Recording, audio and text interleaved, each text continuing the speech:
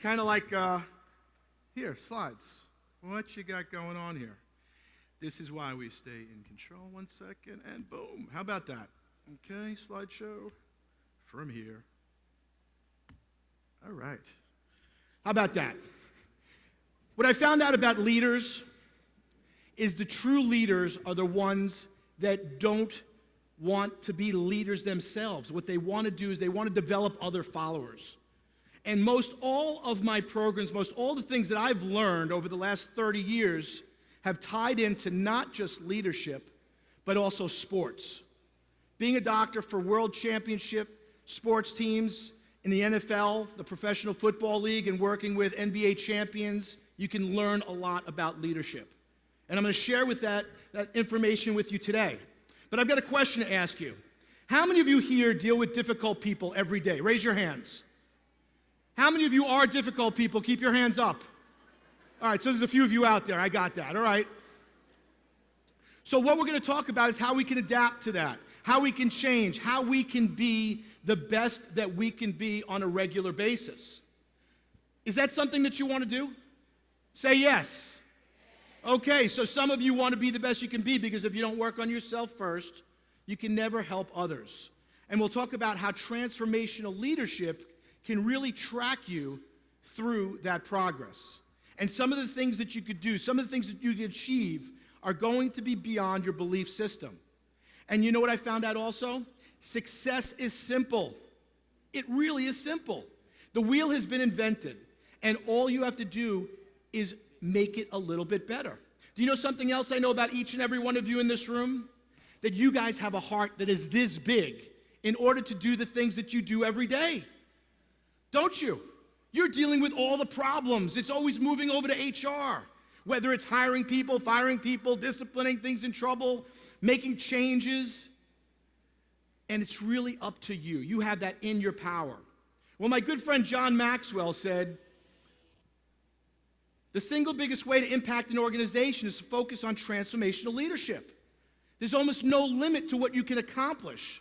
The organizational results could be absolutely outstanding. And it raised them up as leaders. And you know what I found out? I found out that when you help others, who looks the best? You do. And the things that you do, the things that you accomplish, are going to be things that could live on for the next 10, 20, 30 years. And that's exactly where you want to be. You want to be working with people over time that's going to build their success because it's going to build you up at the same time. And for the next hour, I'm going to show you some simple techniques on how you can do this, how you can achieve amazing results, how you can retain some of the best people, how you could be more productive, and how you could save time. Does that sound like something you'd be interested in learning?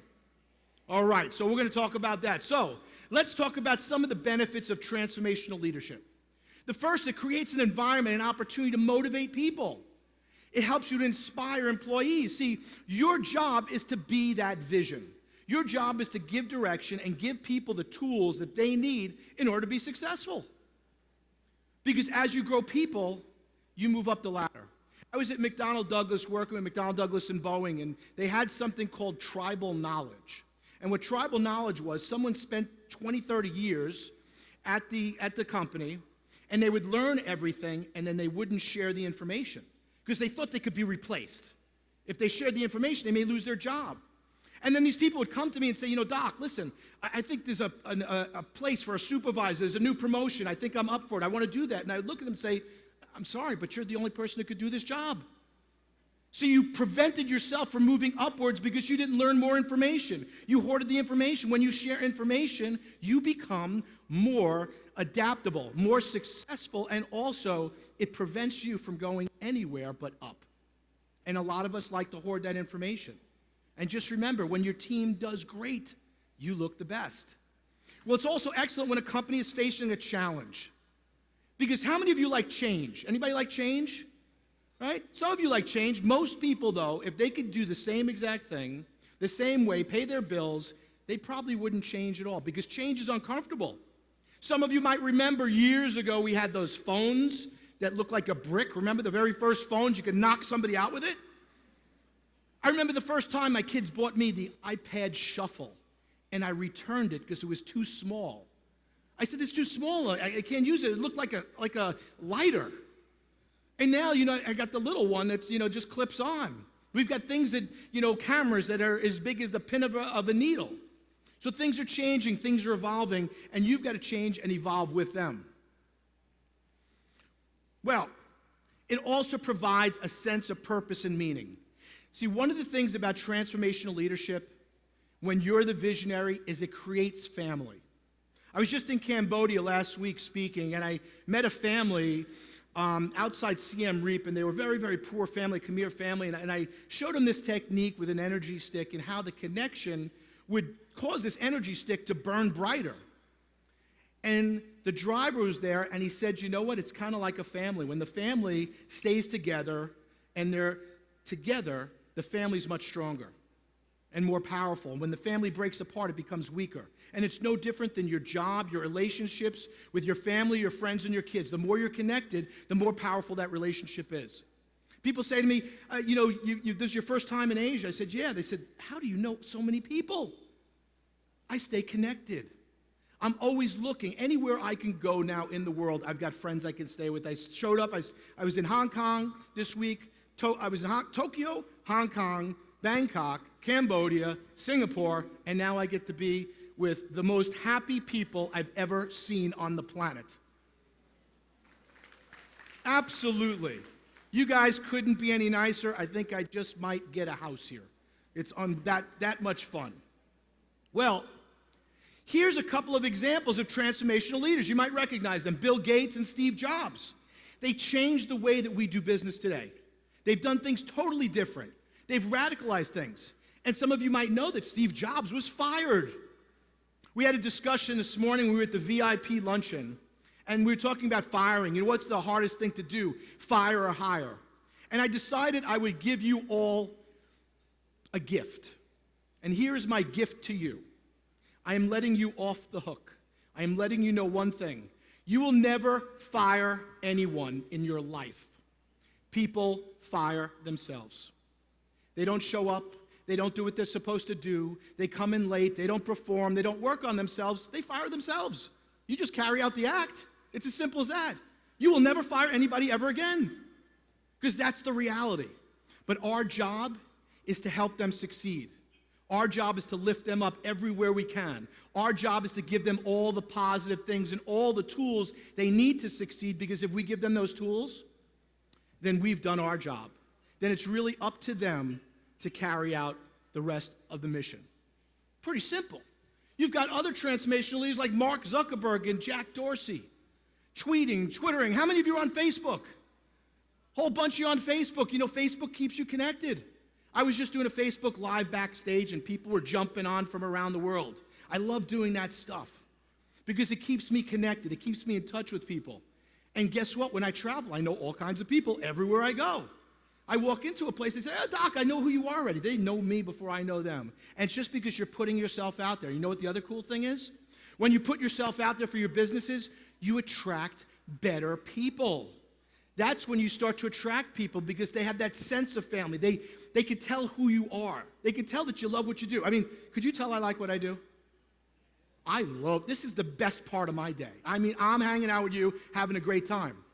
Well, you have transformational leaders here also. You have companies just like Google, here we go, back there. We're all messed up here. Okay, so Mr. John. What a transformational leader he is, okay? Changing the way things happen here. Getting involved in businesses, growing things. And then obviously, President Aquino, we call her Corey back home because we absolutely loved her. She made a monster difference in the Philippines, didn't she? See, a transformational leader doesn't have to be a person. It could also be a company. It could be a company like Google or Amazon. See, how many of you have gotten something from Amazon Prime? Anybody get that Amazon Prime package? We're fizzing.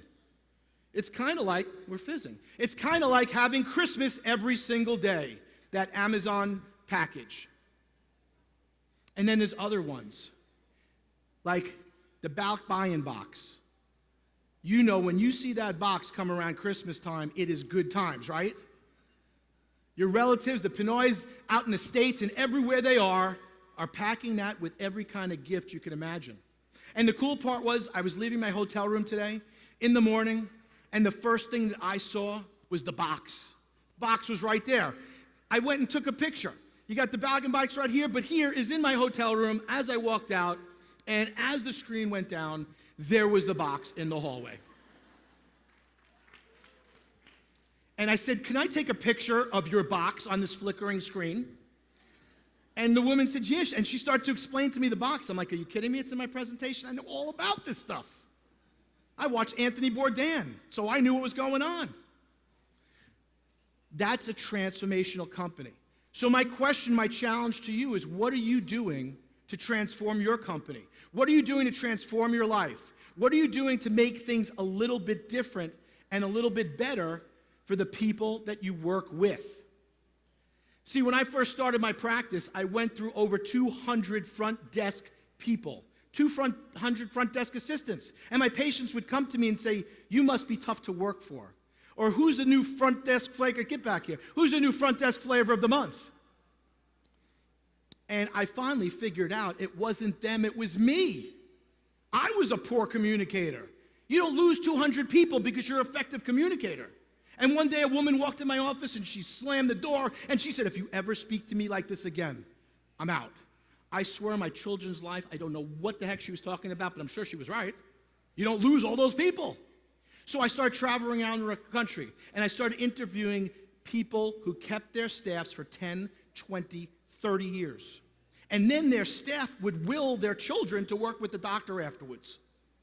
And all I did was look at what the wheel had been invented. I didn't have to reinvent it. It was already invented. It was right there for me. I just had to improve it a little bit more and get people more involved. Because when you get people involved, that's when people start to go to a whole nother level. And when you get things involved, they go to another level too. Another level of flickering. Well, you want to turn on those PowerPoints from the back there. It's all good. I'm feeling my buddy from New Jersey. So if you want to transform things, you've got to start differently. You've got to start in a situation where you can get things done. And you've got to know your team. You've got to attract the right people. And think about this. People do business with people who they like who are like them. You will buy a product from a friend of yours, even if it costs you a couple dollars more than going to a local discount place, won't you? And that's what we do. We tend to work with our friends. We work with people that we like. Well, if you've got some great team members, you've got some great employees, you want to find some new people, how many of you feel like you can never find anybody good? That there's not great talent out there? Anybody feel like that? Because as I travel around the world, people feel like that all the time, and I say to them, go to your best people and ask them who they know. See, some of you feel like you're constantly going to be doing something like herding cats. Do you ever feel like when you go to the office, you're herding cats, you're getting people together, you got to always be running around and getting these people together? Well, being a cat herder is a pretty cool job. And I know this because I know some cat herders. And these cat herders do a great job. This man right here is my great-grandfather. He's the first cat herder in our family. Herding cats. Don't let anybody tell you it's easy. Anybody can herd cattle. Holding together 10,000 half-wild short hairs, well, that's another thing altogether. Being a cat herder is probably about the toughest thing I think I've ever done. I got this one this morning, right here, and if you look at his face, it's just ripped to shreds, you know? You see the movies, you hear the stories, I'm living a dream. Not everyone can do what we do. I wouldn't do nothing else. It ain't an easy job, but when you bring a herd into town and you ain't lost a one of them, ain't a feeling like it in the world. So you've got to know what you do.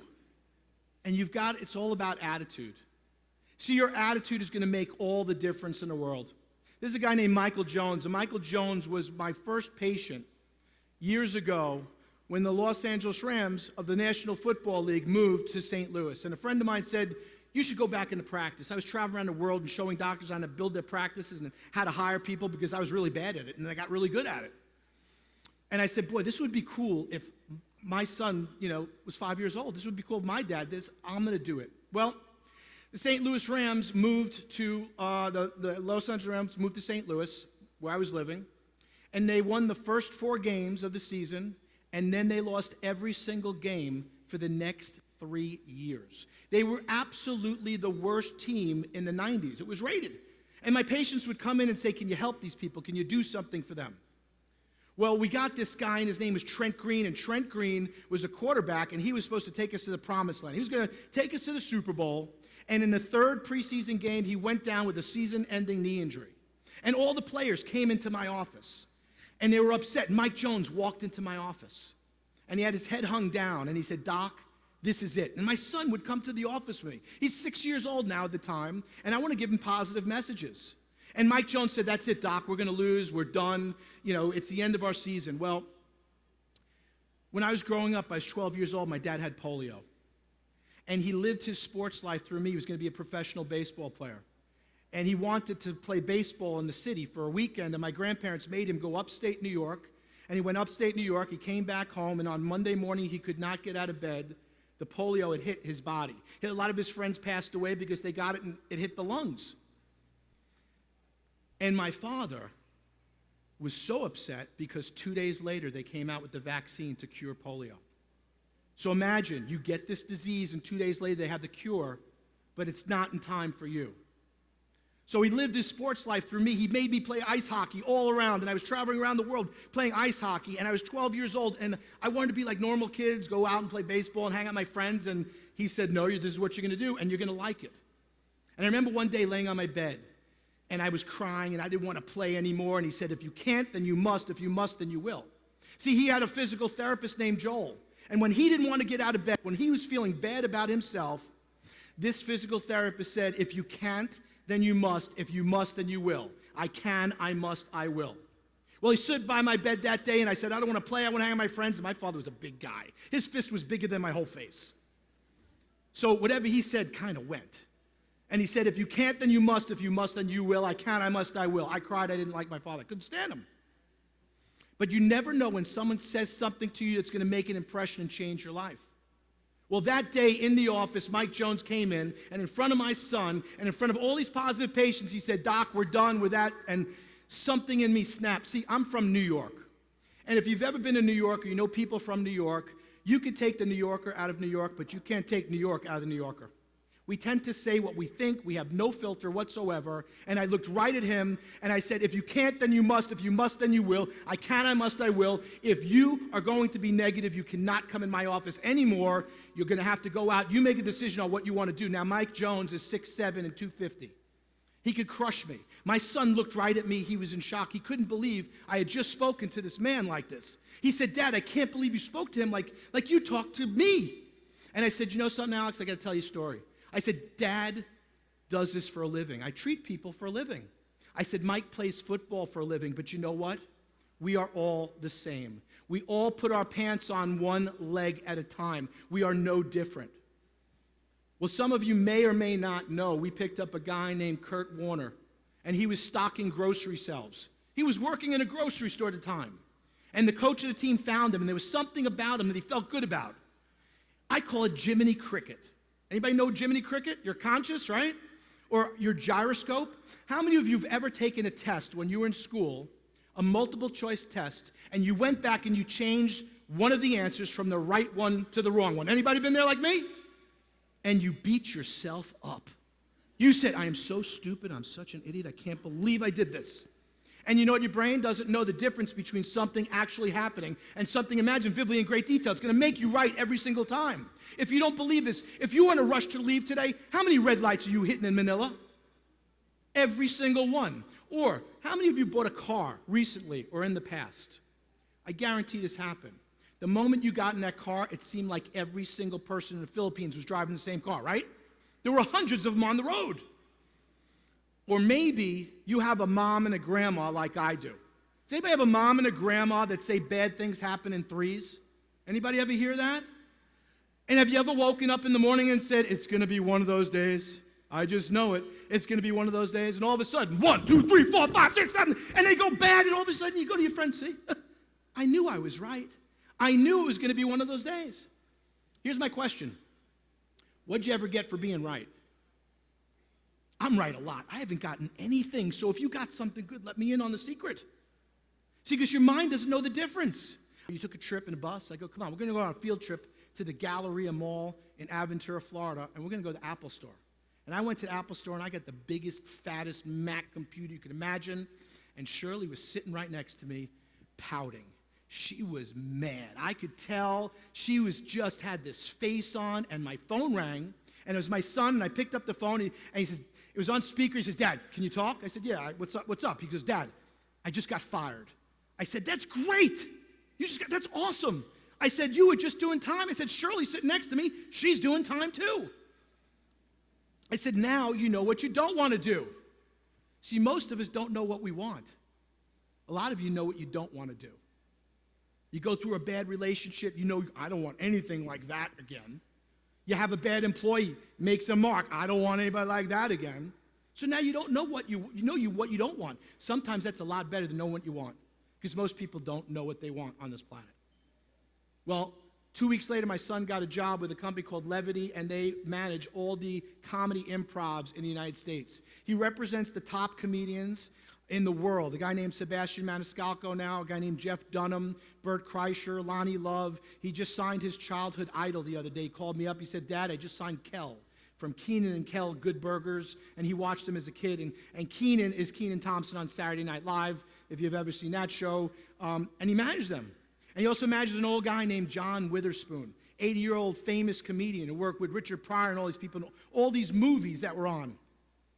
And I was sitting in the car with him the other day, driving through Los Angeles, and he called up John Witherspoon, this 80-year-old famous guy.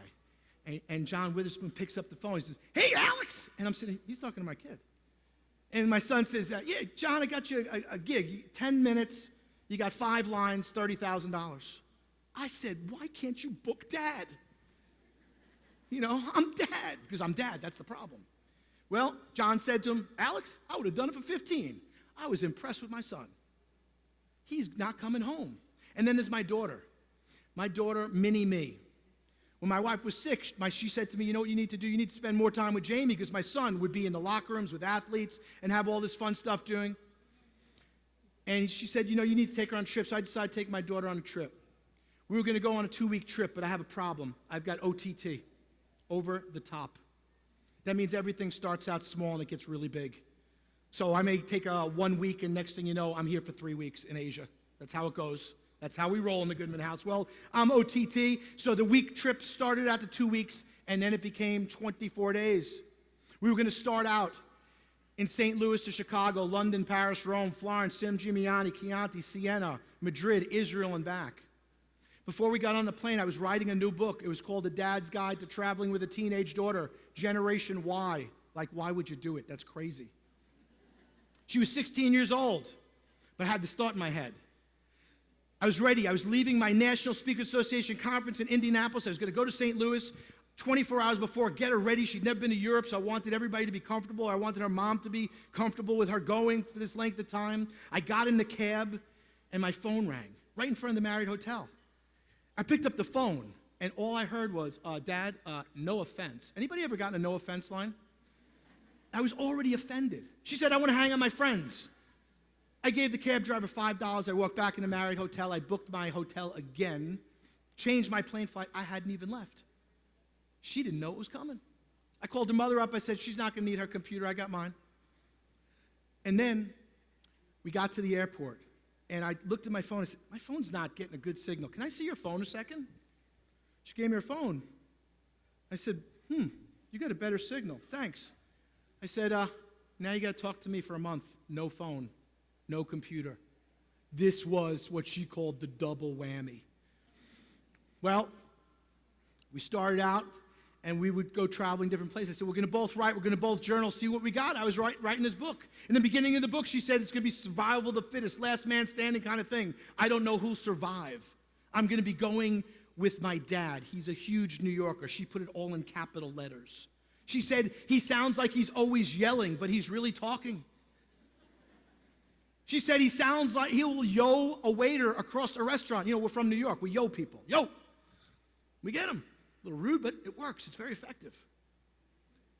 Well, every night we were out till 1:30 in the morning. And I would kid around with my daughter and say, okay, tonight we're going to get back before 1:30. And she would invite perfect strangers out to dinner. She'd meet people and say, hey, you want to go out to dinner with us? And every night we were out with strangers. Well, Florence, Italy, I walked into the bedroom and I went to go pick up my bag, and all of a sudden, pop, I couldn't stand up.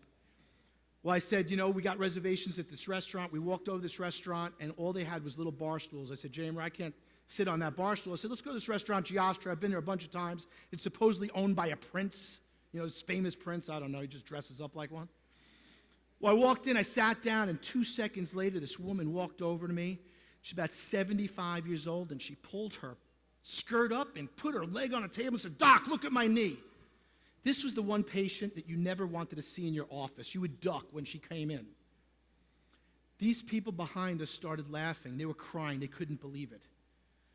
Then she looked at my daughter and she said, Doc, is this your girlfriend? My daughter was like, that is gross. That's my father. These people roaring behind him. She goes and invites him out to dinner. The guy was the biggest leather dealer in Florence, and now his wife Hannah, a huge designer. We're walking down the streets of Florence, Italy now at 2:30 in the morning. My daughter grabbed my hand and said, Dad, we make a great team. I knew I hit a grand slam home run, knocked it out of the park. Our relationship would never be the same. When I got back and I looked at what she wrote, it was absolutely 1,000 times better than what I wrote. She's funny, and she has no filter, less than me. And when a 16-year-old tells it like it is, she tells it like it is. Her book went to number 4 on Amazon. We ended up doing TV and radio all over the country. And on Father's Day, on the Today Show, I sat there on the couch promoting my daughter's book. And they said, you must feel pretty proud. I said, I'm on the Today Show with my daughter promoting her book. It doesn't get any better. And I got her book here today, Jamie's Journey, Travels with My Dad, and she gives advice to other children. So if you've got children, 16-year-olds, and how many of you have, teenagers here? Anybody got teenagers? How many of you turned stupid? Anybody? You're going to make a comeback, I promise. And she gives advice to other kids, like hang in there. Your parents may be annoying, but you're going to learn something. And we learn those big lessons. She just hasn't learned how to figure out on the iPhone the world clock, so she tends to call me at 3 o'clock in the morning when I'm overseas thinking it's a regular time. She called me in Auckland, New Zealand, 3:30. I picked up the phone, Jamer, what's going on? And I said, it's 3:30 in the morning. And I said, I can't talk to you. I hung up, and then I felt like a bad dad. I said, you know what, 20 years from now, she's going to tell her kids, I wanted to talk to my dad, and he hung up on me. So I felt guilty, of course, because that's what we do in New York. We feel guilty. So I picked up the phone, and I said, all right, Jamer, what's up?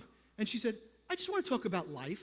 Oh, my God, are you kidding me? It's 3:30 in the morning. My son did it 2 days ago. Calls me up, Alex, it's 3:30 in the morning. I don't have as much tolerance for my 27-year-old as I do for her. She's better looking, better kid, smarter. I don't know. The girl's always smarter than the guys. I don't know how it works out, but it just does. That's why I trust women's intuition. And then there's my mother. If you could help me with this one, you will get a prize. I called my mother up the other day. I said, Mom, I've got tickets to Matilda on Broadway. What are you doing on Friday? She said, I'm not doing anything. I said, I'm going to come pick you up. I'm going to take you to Matilda on Broadway. We're going to go out to dinner. And my mother said to me, you know what? I've already seen Matilda on Broadway. I think I'm just going to stay home. I couldn't get a date with my own mother. It's insane. But you got to learn how to communicate across everybody. And communicate is not what I say, it's how you hear it. You got to make an effort. I know I probably mangled the good afternoon in Tagalog, but you know what? If you make the effort, people appreciate it. And that's the key. Always make the effort. Make the effort to learn about other people, other cultures, wherever you travel. I like to say I'm a citizen of the world because I want to reach out. I want to know everything about you because it's all about them, as my friend Bruce Turkel says. It's not about you. And if you think about it, who's the most important person to anybody in this world? Themselves. You all listen to the radio station today, 97.3 FM, right here in the Philippines, WIIFM. What's in it for me? That's what your people want to know. They want to know what's in it for me. What do I get out of this? So you got to understand and communicate and show them how they're going to benefit by following this, by changing, by growing, because if they don't see it, they probably won't do it. Well, this is the world's greatest connector. His name is Doug Weber. Doug Weber knows every single person in St. Louis, Missouri. So I called him up. I said, Doug, I want you to come down to Miami, Florida, because I am tired of walking down the streets of St. Louis, and it's like you're kissing babies running for office. Everybody knows him. We can't go 5 feet without anybody knowing him. Well, Doug Weber's the kind of guy who'll come down, drink beer at World Series games. He comes down to the Dolphins and takes selfies with me. Every year, Doug Weber takes his best clients out for a weekend and spends time, and he's always the biggest kid in the house at the end of the table. Doug was just recently in Africa. Doug hangs out with Maasai warriors. In fact, he went on safari, and this is exactly what happened to Doug.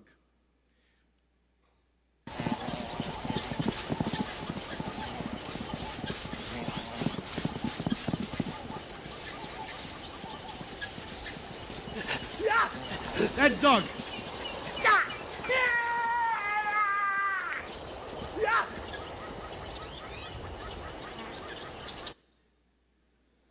So you're wondering who's Doug Weber? Doug Weber is my financial guy.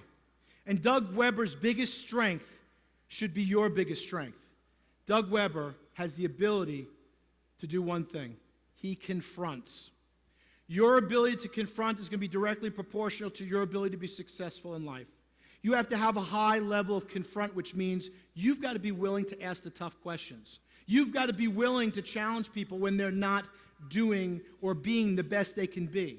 And if they feel that you're coming from here, that you're coming from the heart, they will buy into you. And if they think you're just trying to manipulate them or do something like that or get over, they're not going to follow you. You can tell I love what I do because I want each and every one of you to be successful. Because if I lift you up, I get lifted up also. But I only do it by helping others. And that's the only way you'll do it. And sometimes when you see people not being all they can be, you have to confront them. And if you don't confront them, you're doing a disservice.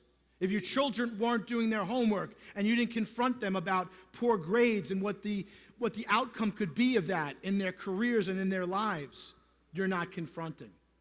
Sometimes we got to confront our team. So I've created a method of doing it. It's called the morning huddle. And Monday, Wednesday, and Friday, our team in Argentina has a morning huddle. 15 minutes. It's not a meeting. And all it is it's for the leaders to say, this is what I'm going to be working on this week. What are you guys going to be doing? Wednesday, hey, here's what I got done. What you got done? Do you need any help? Do you need any support? How can I assist you? And Friday, what did we get done and what are we focused on for next week? 15 minutes, because people don't like meetings. You know why they don't like meetings? It's real simple. You get nothing accomplished. I believe in Steve. How many of you have read Stephen Covey's 7 Habits of Highly Effective People? How many of you read that? Raise your hands. Okay, so maybe 12%. Let me give you a clue about what a book is. A book someone took 20, 30, 40 years success. They put it all into a book. All you have to do is read the book, do what they do. You get the same results. So simple. Stephen Covey says, begin with the end in mind. Know what you want your outcome to be and then work your way backwards. And if you do that, you'll be successful. Most of us start and have no clue where we're going. Most of you put more planning into a party that you're going to have at Christmas time than you do into your whole lives. You got to have enough food. You got to have enough booze. You got to have all these things. You got to have the karaoke going, right? If you don't have all those things, it's a fail. But what do you want to be 5 years from now? What do you want to be doing? How much money do you want to make? How much money do you want to make that's going to make you feel comfortable for the next 10, 20, 30 years? I was with my SEO guy who didn't even have a bank account until about 3 weeks ago. And I took him to Hong Kong, and then we went to Cambodia to help build a school in Cambodia. And I said to him, you know what? You can't help anybody if you don't make any money, because then you have no money to help anybody. You can't even help yourself. But when you really put it out there, then you can really help others. Then think about what you could do for this school and what you could do for these children. You could do amazing things, and you have the ability. I will show you where to fish, but you got to throw that line in. And he started throwing that line in, and his life has started changing within 2 weeks. Totally changed his paradigm. He's willing to live as lowly as you could, as simple as possible, and wanting to help. And you can't help anybody if you're not helping you, because it all starts with you. You're the only person that you can change. You can't change other people. This world is made up of 50% of the people divorced because they thought they could change somebody else. It doesn't work. It starts right here. It starts with you growing, you building, you getting better.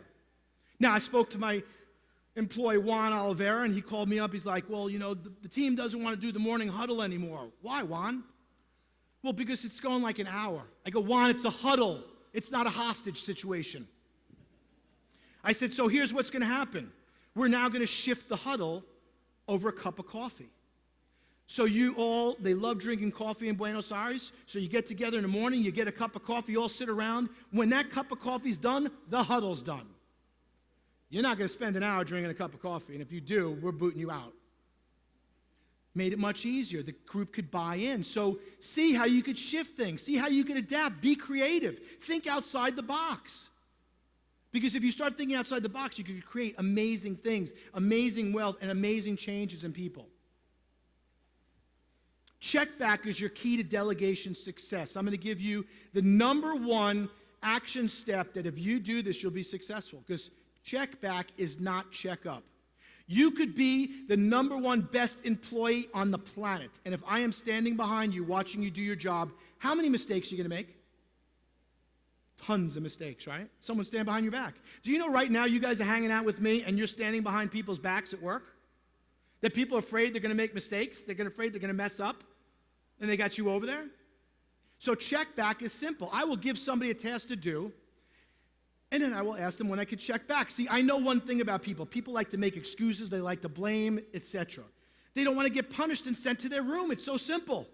When you were a kid and your parents said, go up and clean up your room, and they went up an hour later and the room wasn't cleaned up, or you have children, what's the first thing you ask that child? Some of you will say, what were you doing? And I would just look at you and say, picking my nose, Dad. That's what I was doing. So you can't go anywhere. Everybody does things for one reason. Why? It's the why. Why should I do this? Why do I do this? So I want to give them the why. Because the other way, it's a dead end. What were you doing? They're going to give you the answer. You can't go anywhere. So I want to give them the why. So instead of saying, I need you to go do this for me, get it done, and I come back 2 or 3 hours later, I say, did you get that done? Oh, man, listen, Debbie was driving me crazy, and Liz all together, and this. Why do you think I lost 200 people?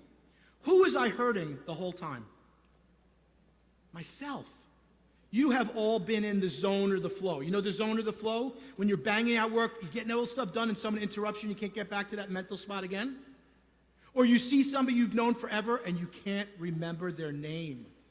And then you're in the shower that night and you go, oh my God, that was Joe, my childhood friend. See, your brain is like a record album. When there's a little scratch in the record, it jumps over and skips and you can't remember that stuff. So when you're people in the zone or the flow and they're banging out work for you, you want to get out of the way. Now the key to check back is you must check back. Because each and every one of you has had this happen. Someone said, I need you to drop everything you're working on. I need you to get this done. You dropped everything you're working on. You got it done, and they didn't use it for a week, a month, or ever. Anybody been there? And you know what you said to yourself, because you were always talking to yourself. You said, the next time they ask me to do it, I'm not doing it. So the key to check back is you must check back. Now, if someone says to me, I can get it done in 4 hours, I'm going to change my communication.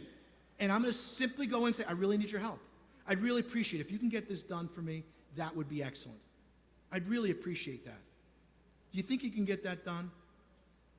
And I might come over and I'm going to walk over and I'm going to say, you know what, we met at the luncheon here and it was a great time. And I really need your help.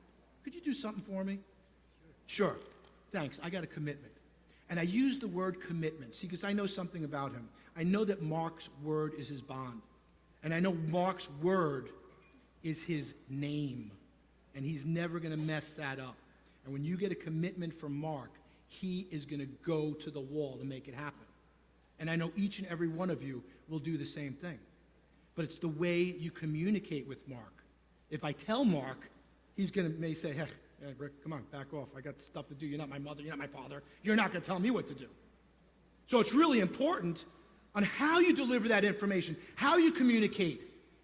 Because people want 3 things. Remember, they want love, appreciation, respect, like the food they eat, the air they breathe, and the water they drink. You give them those 3 things, you're going to have them there every single time. So you want to use check back. Well, this is my company, Neutrona. And I started working with this company, and Neutrona, they are called Neutrona because we own all the undersea cable that brings the internet to Latin America. And they're based in Buenos Aires and Miami, and we then rent that. We're like Switzerland, that's why we're called Neutrona. We're neutral to AT&T and Singtel and Telefonica and Tata and Digicel and every cell company out there on the planet. And I decided I wanted to have this transformation. And they called me, I did a program for them, and they said, Rick, you know, we want you to come along with us. We want you to be our executive coach. And I said, well, we've got to transform the way things are working. And the first people we had to start with were the owners of the company. And they made a commitment to change themselves. And then the second commitment was I was going to work with the management team. And once I worked with the management team, and we developed the management team, the goal of the management team was to develop the middle managers. And I wanted the middle managers to look at the top managers and say, hey, if he can do it or she can do it, I can definitely do it. I love that. Because that's the challenge, because they can. Because it's all there, it's modeling. And then once the middle managers got going, then we started working with the lower levels of the company. And what we did was we created a whole group of managers and leaders. See, but what it took was something of symbolic focus. And what symbolic focus is something that you can use to create a sense of family, something you can use to bring people together. So I said to them, we need a newsletter. And Luciano looked at me and said, you're crazy. You're nuts. We don't need a newsletter. I said, you need to have a newsletter. This is what we have to do. We have to put together a newsletter. Rick, I don't have time. We got to fix these people. My team stinks. We got to do all these things. Forget it. I said, we need a newsletter. I said, one day, someone is going to be hanging that newsletter on the refrigerator. It's going to be a refrigerator score. And he said, what are you talking about? I said, you know, have you ever gone bowling and you get a good bowling game, or your kids make a piece of art, or they score really high grade on a test? What do? You put it on the refrigerator so everybody can see. That's a refrigerator score. That's what I call it. I said, one day someone will be hanging it on the refrigerator. Well, sure enough, the first edition of the Neutrona correction is this right here. 1 page, 2 sides, heavy material. Didn't really like it too much. Then we came up on the 3rd edition, and the 3rd edition got a little bit better, and it was 4 pages, 2 sides. I seem to always pop into the Neutrona connection, maybe because it was my job in my 305 and Yankee shirt. And then they came out with the 4th edition of the Neutrona connection, and again, another 4-page, but here, we were winning awards in Latin America, top awards every single year. And I talked about the excellent workplace, and you know what was in every single one of these newsletters? Pictures of our team, pictures of the people that work with us. How many of you have been on TV before? And I'm not talking about standing behind the camera going like this, hey, I'm here, you know, like when you're on there. Or if you've been in a newspaper before, what do? You show all your friends, you're all proud of it, right? It's a sense of pride, it's a sense of family. I said, they're going to take this home to their families. They're going to show their families. Then the next one came out, and it was the July 2017 edition. And that became 6 pages. And that became people running in marathons and races and teams and people at lunch. And we built a brand new office in Miami at the Cambridge Innovation Center. And then I got a phone call, and a picture came out. And what they did was they started to do a team assessment. I said, do this team assessment and manage individual people because everybody's different. See, how many of you believe in the golden rule? Do unto others as others would do unto you. Raise your hands if you believe in this rule. This is a stupid rule. Would you treat all your children the same exact way? Some need a little push, some get out of my way and let me do my job. I've got Goodman's rule. Do unto others as they need to be done unto. Everybody's different. I got to give them what they need, not what I think they need. So we did the assessments. We developed individualized action plans for each person. Here's the 3 things I want you to work on for the next 6 months, and let's track it. And we allowed them to come up with the 3 things that they felt they need to work on because I wanted them to have a self-analysis. Because if you're not aware of what you're not good at, you're in a big problem right from the beginning. But if you have some self-awareness and you know what you need to work on, and you're okay with improving yourself, which you should be, and you're not offended, you're going to grow. And then we set management team goals, and we shared it with everybody because you can't have private goals. You want everybody to know what they are. And then we created the symbolic focus. Well, all of a sudden, I got this phone call, and in my box was a picture of the team because we delegated to everybody. So what I do, I went around and I asked people, who here likes taking pictures? Who likes doing this? And people like to do these things on the outside, but we never asked them what they like to do. Because if you do what you like to do, you'll be very successful doing it. So we did exactly that. And we put the people in charge of the newsletter, the team. And this is what happened. We had a meeting, and after that meeting, they got together, and they created symbolic focus, and they had a focused, fun celebration. This is my team in Argentina. They threw a party when they came out with the first newsletter. They had a party. I could see that happening here in the Philippines. You guys like to celebrate. They celebrate too in Argentina. They're some of the most fun people on the planet. It's a fun salsa dancing culture. And they had this. And then I got a phone call. I was doing a job for a company called Bolari Logistics, big French company. And sure enough, what happens? Owner of the company calls me. This is the vice president of sales refrigerator in Milwaukee, Wisconsin. What's hanging on there? The Neutrona connection right next to a picture of his daughter. I said, who told you it was going to be a refrigerator store one day? He said, you did. These are predictable things that you could always do. The results, the management team successfully completed the project. The owners developed new leaders, transformed themselves in their company. The management team started to develop leaders on their teams, and they started to play like a team, unlike these guys. Some of you may recognize these guys, LeBron James, Dwayne Wade, and Chris Bosh, and yours truly. They're sitting. Can you believe I'm standing? Pretty ridiculous. I should have stood on a box or something, maybe a couple of yellow pages. Well, this was taken right before Game 6. This was right before we lost the NBA championship. And right after we lost the NBA championship, LeBron James started to say that nobody got him. Nobody understood him. He started to whine. He started to blame people. And then he said, the fans are going to go back to their own miserable lives, and I'm going to still be me. And then he disappeared for 3 months. Totally disappeared.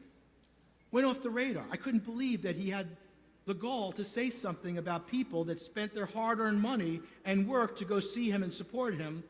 And this is what he said. Well, the next year, they come back, and we're in practice. And we're sitting there, they come in the locker room, and he is whining again. He's complaining, and he's saying, nobody understands me, all this stuff. And something in me completely snapped.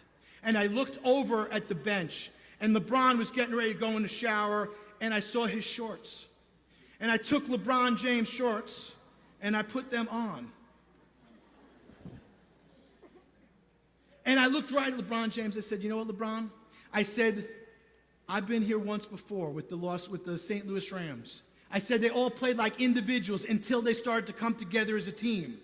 The connection that they brought together as a team is what made them the greatest show on turf. And you know what? Until you start playing like a team and not being individual and selfish, you are never going to win a championship. You could have hit a pin drop. There's a player named Udonis Haslem. He is like the enforcer on the team. He looked right at me, I looked at him, and I walked right out of that locker room with the shorts on. Now, I didn't quite realize I still had the shorts on, but I didn't want to see what might happen next. But I had to say something. And sure enough, we went on a tear. And we ended up winning the championship. And they talked about a symbolic focus. They talked about a symbolic focus, and what it was a trophy. And on the trophy, it said, together, tough and trust. And it said all in, because they were all in together. They had to be together, they had to be tough, and they had to trust each other. And because of that, they stuck together. And on the trophy, they would put a gold notch every single time they won a game. And when there were 16 gold notches in the trophy, that's when they allowed themselves to celebrate, because they celebrated before Game 6, and they lost the NBA championship. Well, 2 weeks later, there was a knock at my door. And it was a special delivery package from the Miami Heat. And inside was this box and this trophy. And I thought, who could have sent this to me? This is an incredible gift. They sent me this trophy, this World Championship trophy. This is unbelievable. Where'd it come from? And inside of it was a note. And this is what the note said. It said, here's a symbol of our appreciation for your guidance and support. Hey, Doc, keep the shorts, LeBron. He wasn't getting the shorts back. See, but there's something that you should know.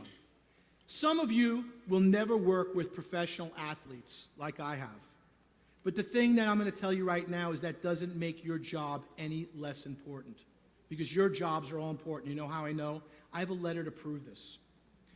A number of years ago, in fact, it was in 1997, I was the keynote speaker for the Future Business Leaders of America Conference.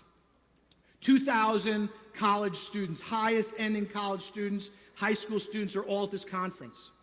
And a kid came up to me and he said, I don't know why I'm here. He said, my parents made me come here, my teachers made me come here. Sometimes I think about just giving it up. Well, when a 16-year-old says that to you, you're not quite sure what to say. I looked around for teachers, counselors, I couldn't find anybody. I said, do me a favor, sit right there in the front row, do not move. He sat there in the front row and he listened. I talked about goals. And if you set your goals and you focus on them, you'll attain everything you want. It may not take 30 days, but within 90 days, you're going to start to see changes. And at the end, I looked down and he was gone.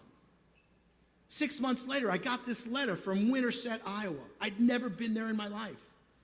And it was dated February 17th, 1998. I carry this letter every time I speak. It reminds me why I do what I do. And it basically said, Dr. Goodman, my name is Raphael, and I'm senior at Winterset High School. This past November, I attended an FBLA conference. At the conference, you gave a presentation that made me realize what I want in life and how long it would take for my new goals in life to actually set in. I'm very happy to say I've set new goals. I firmly believe my GPA up, and so are my grades. The period you said it would take has already come and gone, but what I believe in will never be gone. Thanks again, and closes a picture in case you don't know who I am. I've been carrying this letter around since 1998, and you know what? I didn't know the end of the story. This was so not like me. And on the day before Labor Day, and Labor Day is coming up on Monday in the United States, so this Sunday, pretty crazy, will be 3 years to that date, I decided to Google Raphael Giacobo. And what I found was nothing less than miraculous. I found that Raphael Giacobo had been the first Latino to be elected to the Cedar Rapids Board of Education, beating the incumbent. So you know what I did? I picked up the phone and called him. I mean, you call somebody after 20 years, you know they're going to remember you, right? So I picked up the phone, I called him, I left a message, and I immediately felt like a stalker. So I decided I'm going to photocopy the letter and the picture, which is exactly what I had right here.